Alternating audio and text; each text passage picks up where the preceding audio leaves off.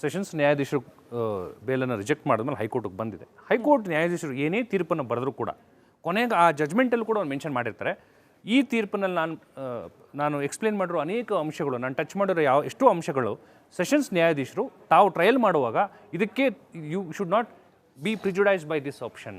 Even supreme ಕೋರ್ಟಲ್ಲಿ ಕೂಡ ಅದನ್ನೇ ಹೇಳಿದ್ದಾರೆ. ಸುಪ್ರೀಂ ಕೋರ್ಟ್ ಜಡ್ಮೆಂಟ್ ದರ್ಶನ್ ಅವ್ರ ಪ್ರಕರಣದಲ್ಲಿ ಏನು ಬಂದಿದೆ ತೀರ್ಪು, ಅದ್ರಲ್ಲಿ ಕೂಡ ಹೇಳ್ತಾರೆ ಟ್ರಯಲ್ ಕೋರ್ಟು, ಹೈಕೋರ್ಟ್ ಮತ್ತು ನಾವು ಮಾಡಿರುವಂಥ ಅಬ್ಸರ್ವೇಷನ್ ಎರಡನ್ನೂ ಕೂಡ ನೀವು ಯಾವುದು ಕೂಡ ಮನದಂಡನೆ ಮಾಡಿದಿರಾ, ನೀವು ನಿಷ್ಪಕ್ಷಪಾತವಾಗಿ ತೀರ್ಮಾನ ಮಾಡಿ. ಯಾಕಂದರೆ ನೋಡಿ, ನಮ್ಮಲ್ಲಿ we have A hierarchy of courts. Sessions court ಇದೆ, ಹೈಕೋರ್ಟ್ ಇದೆ ಮತ್ತು ಸುಪ್ರೀಂ ಕೋರ್ಟ್ ಇದೆ. ಎಷ್ಟೋ ಪ್ರಕರಣಗಳಲ್ಲಿ ಸೆಷನ್ಸ್ ಕೋರ್ಟು ಮತ್ತು ಹೈಕೋರ್ಟು ಜೀವಾವಧಿ ಶಿಕ್ಷೆ ಕೊಟ್ಟಿರೋದನ್ನ ಸುಪ್ರೀಂ ಕೋರ್ಟ್ ಅದನ್ನ ಅಕ್ವಿಟಲ್ ಕೊಟ್ಟು ವಾಪಸ್ ಕಳಿಸಿದೆ. ಎಲ್ಲೋ ಒಂದು ಕಡೆ ಟೆಕ್ನಿಕಲ್ ಮಿಸ್ಟೇಕ್ ಆಗುತ್ತೆ. ಸೊ ಈ judgement is nothing but an opinion and a perception of a judge. ಒಬ್ಬ ನ್ಯಾಯಾಧೀಶರು ಒಂದು ಆ್ಯಂಗಲ್ನಲ್ಲಿ ಅದನ್ನು ನೋಡ್ತಾರೆ. ಇವರು ನಮ್ಮ ಹೈಕೋರ್ಟಲ್ಲಿ ಏನಾಗಿದೆ, ಪ್ರಬೀರ್ ಪುರಿಯಕಸ್ತಾ ಕೇಸ್ನಲ್ಲಿ ಮತ್ತು ಇವನ್ ಬನ್ಸಲ್ ಕೇಸ್ನಲ್ಲಿ, ಇವನ್ ಮನೀಶ್ ಸಿಸೋದಿಯಾನ್ ಅವ್ರ ಕೇಸ್ನಲ್ಲೂ ಕೂಡ ಗ್ರೌಂಡ್ಸ್ ಆಫ್ ಅರೆಸ್ಟ್ ಕೊಡದಿರೋದ್ರಿಂದ ಇವ್ರನ್ನ ಇಮಿಡಿಯೇಟಾಗಿ ಬಿಡಬೇಕು ಅಂತ ಹೇಳ್ತಾರೆ. ಅದನ್ನ ತುಂಬಾ ಹೆಚ್ಚಾಗಿ ಇವರು ಪ್ರಾಮುಖ್ಯತೆಯನ್ನು ಕೊಟ್ಟು ದರ್ಶನ್ ಪ್ರಕರಣದಲ್ಲಿ ಗ್ರೌಂಡ್ಸ್ ಆಫ್ ಅರೆಸ್ಟ್ ಕೊಟ್ಟಿಲ್ಲ, ಹಾಗಾಗಿ ಅಲ್ಲಿ ಬೇರೆ ಬೇರೆ ಸುಪ್ರೀಂ ಕೋರ್ಟ್ನ ಪ್ರಕರಣ ಕೋರ್ಟ್ ಮಾಡಿ ಅದು ಸಂವಿಧಾನದ ಆರ್ಟಿಕಲ್ 22ನಲ್ಲಿ ವೈಲೇಟ್ ಆಗ್ತದೆ, ಹಾಗಾಗಿ ನಾನು ಬೇಲ್ ಕೊಡ್ತೀನಿ ಅಂತ ಹೇಳಿ ತಮ್ಮ ವಿವೇಚನೆಯನ್ನ ಬೇರೆ ಟೆಕ್ನಿಕಲ್ ಗ್ರೌಂಡ್ಸ್ ಮೇಲೆ ಬಳಸಿದ್ದಾರೆ. I respectfully say that is nothing wrong in that. ಯಾವುದು ತಪ್ಪು ಅಂತಲ್ಲ, ಅದು ತಪ್ಪು ಅನ್ಸಿದ್ರೆ ಅದನ್ನ ಕ್ವಶನ್ ಮಾಡಲಿಕ್ಕೆ ಸುಪ್ರೀಂ ಕೋರ್ಟ್ ಇದೆ ನಮಗೆ. ಸುಪ್ರೀಂ ಕೋರ್ಟ್ ಏನ್ ಹೇಳುತ್ತೆ, ನೀವು ಟೆಕ್ನಿಕಲ್ ಅಂಶಗಳನ್ನ ನೀವು ಗಮನಿಸಿರೋ ತಪ್ಪಲ್ಲ, ಬಟ್ ಗಂಭೀರವಾದ ಪ್ರಕರಣಗಳಲ್ಲಿ ಬರೀ ಟೆಕ್ನಿಕಲ್ ಸಾಲದು, ನೀವು ಮೆರಿಟ್ಸ್ ಆಫ್ ದ ಕೇಸ್ ಮೇಲೂ ಸ್ವಲ್ಪ ನೋಡಬೇಕು. ಅದರ ಗಾಂಭೀರ್ಯ ಏನಿದೆ, ಒಬ್ಬ ಮನುಷ್ಯನ ಕೊಲೆ ಆಗಿದೆ ಮತ್ತು ಆ ವ್ಯಕ್ತಿ ಯಾರು, ಕೊಲೆ ಮಾಡಿದಿರುವಂಥ ಪರಿಸ್ಥಿತಿಯಲ್ಲಿ ಕೊಲೆ ಮಾಡಿದ್ದೀನಿ ಅಂತ ಆರೋಪ ಹೊತ್ತಿರೋ ವ್ಯಕ್ತಿ ಯಾರು, ಸಮಾಜದಲ್ಲಿ ದೊಡ್ಡ ಸೆಲೆಬ್ರಿಟಿ ಇದ್ದಾರೆ.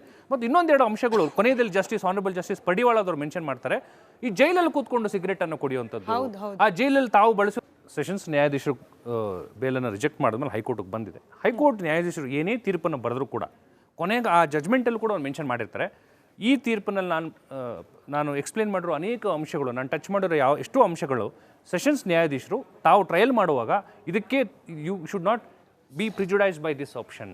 ಈವನ್ ಸುಪ್ರೀಂ ಕೋರ್ಟಲ್ಲಿ ಕೂಡ ಅದನ್ನೇ ಹೇಳಿದ್ದಾರೆ. ಸುಪ್ರೀಂ ಕೋರ್ಟ್ ಜಡ್ಮೆಂಟ್ ದರ್ಶನ್ ಅವ್ರ ಪ್ರಕರಣದಲ್ಲಿ ಏನು ಬಂದಿದೆ ತೀರ್ಪು, ಅದ್ರಲ್ಲಿ ಕೂಡ ಹೇಳ್ತಾರೆ ಟ್ರಯಲ್ ಕೋರ್ಟು, ಹೈಕೋರ್ಟ್ ಮತ್ತು ನಾವು ಮಾಡಿರುವಂಥ ಅಬ್ಸರ್ವೇಷನ್ ಎರಡನ್ನೂ ಕೂಡ ನೀವು ಯಾವುದು ಕೂಡ ಮನದಂಡನೆ ಮಾಡಿದಿರಾ, ನೀವು ನಿಷ್ಪಕ್ಷಪಾತವಾಗಿ ತೀರ್ಮಾನ ಮಾಡಿ. ಯಾಕಂದ್ರೆ ನೋಡಿ, ನಮ್ಮಲ್ಲಿ we have A hierarchy of courts.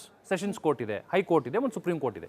ಎಷ್ಟೋ ಪ್ರಕರಣಗಳಲ್ಲಿ ಸೆಷನ್ಸ್ ಕೋರ್ಟು ಮತ್ತು ಹೈಕೋರ್ಟು ಜೀವಾವಧಿ ಶಿಕ್ಷೆ ಕೊಟ್ಟಿರೋದನ್ನ ಸುಪ್ರೀಂ ಕೋರ್ಟ್ ಅದನ್ನ ಅಕ್ವಿಟಲ್ ಕೊಟ್ಟು ವಾಪಸ್ ಕಳಿಸಿದೆ. ಎಲ್ಲೋ ಒಂದು ಕಡೆ ಟೆಕ್ನಿಕಲ್ ಮಿಸ್ಟೇಕ್ ಆಗುತ್ತೆ. ಸೊ ಈ judgement is nothing but an opinion and a perception of a judge.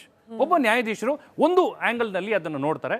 ಇವರು ನಮ್ಮ ಹೈಕೋರ್ಟಲ್ಲಿ ಏನಾಗಿದೆ, ಪ್ರಬೀರ್ ಪುರಿಯಕಸ್ತಾ ಕೇಸ್ನಲ್ಲಿ ಮತ್ತು ಇವನ್ ಬನ್ಸಲ್ ಕೇಸ್ನಲ್ಲಿ, ಇವನ್ ಮನೀಶ್ ಸಿಸೋದಿಯಾನ್ ಅವ್ರ ಕೇಸ್ನಲ್ಲೂ ಕೂಡ ಗ್ರೌಂಡ್ಸ್ ಆಫ್ ಅರೆಸ್ಟ್ ಕೊಡದಿರೋದ್ರಿಂದ ಇವ್ರನ್ನ ಇಮಿಡಿಯೇಟಾಗಿ ಬಿಡಬೇಕು ಅಂತ ಹೇಳ್ತಾರೆ.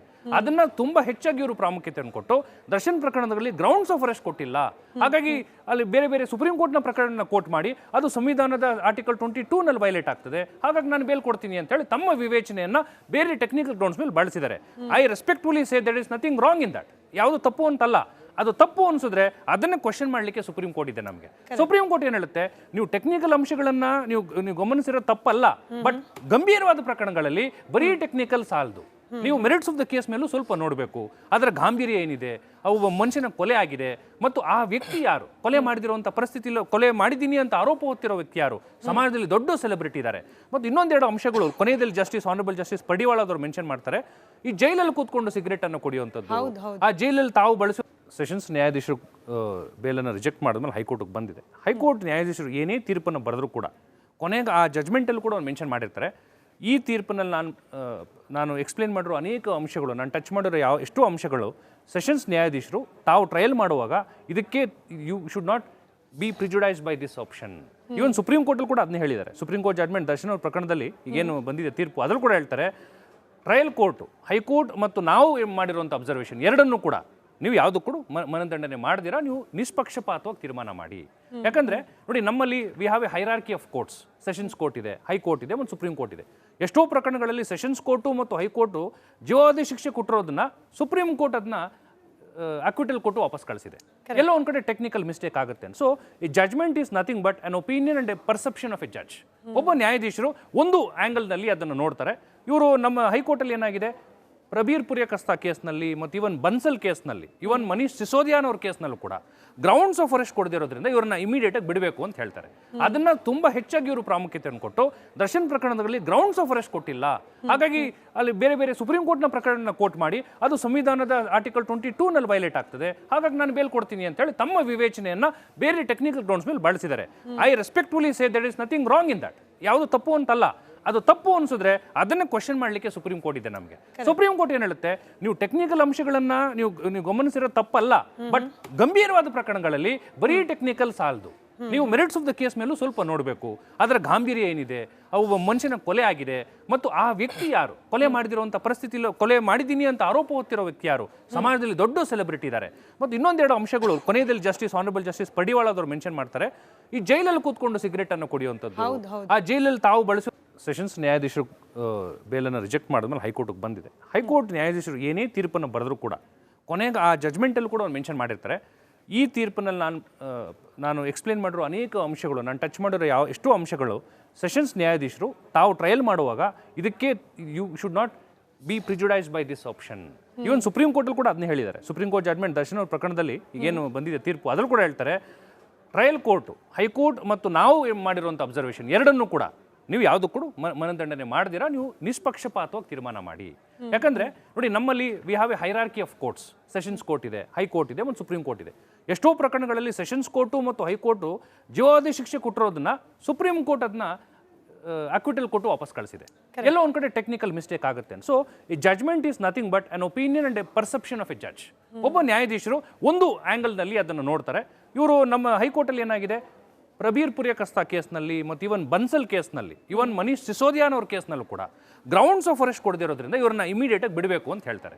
ಅದನ್ನ ತುಂಬಾ ಹೆಚ್ಚಾಗಿ ಇವರು ಪ್ರಾಮುಖ್ಯತೆಯನ್ನು ಕೊಟ್ಟು ದರ್ಶನ್ ಪ್ರಕರಣದಲ್ಲಿ ಗ್ರೌಂಡ್ಸ್ ಆಫ್ ಅರೆಸ್ಟ್ ಕೊಟ್ಟಿಲ್ಲ, ಹಾಗಾಗಿ ಅಲ್ಲಿ ಬೇರೆ ಬೇರೆ ಸುಪ್ರೀಂ ಕೋರ್ಟ್ನ ಪ್ರಕರಣ ಕೋರ್ಟ್ ಮಾಡಿ ಅದು ಸಂವಿಧಾನದ ಆರ್ಟಿಕಲ್ 22 ನಲ್ಲಿ ವೈಲೇಟ್ ಆಗ್ತದೆ, ಹಾಗಾಗಿ ನಾನು ಬೇಲ್ ಕೊಡ್ತೀನಿ ಅಂತ ಹೇಳಿ ತಮ್ಮ ವಿವೇಚನೆಯನ್ನ ಬೇರೆ ಟೆಕ್ನಿಕಲ್ ಗ್ರೌಂಡ್ಸ್ ಮೇಲೆ ಬಳಸಿದ್ದಾರೆ.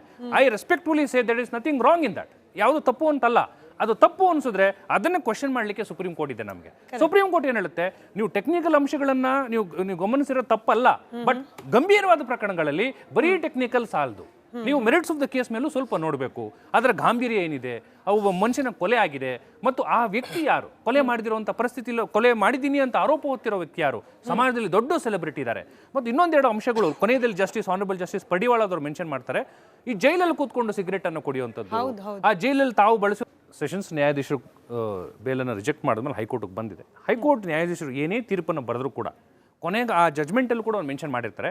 ಈ ತೀರ್ಪಿನಲ್ಲಿ ನಾನು ಎಕ್ಸ್ಪ್ಲೇನ್ ಮಾಡಿರೋ ಅನೇಕ ಅಂಶಗಳು, ನಾನು ಟಚ್ ಮಾಡಿರೋ ಎಷ್ಟೋ ಅಂಶಗಳು ಸೆಷನ್ಸ್ ನ್ಯಾಯಾಧೀಶರು ತಾವು ಟ್ರಯಲ್ ಮಾಡುವಾಗ ಇದಕ್ಕೆ you should not be prejudice by this option.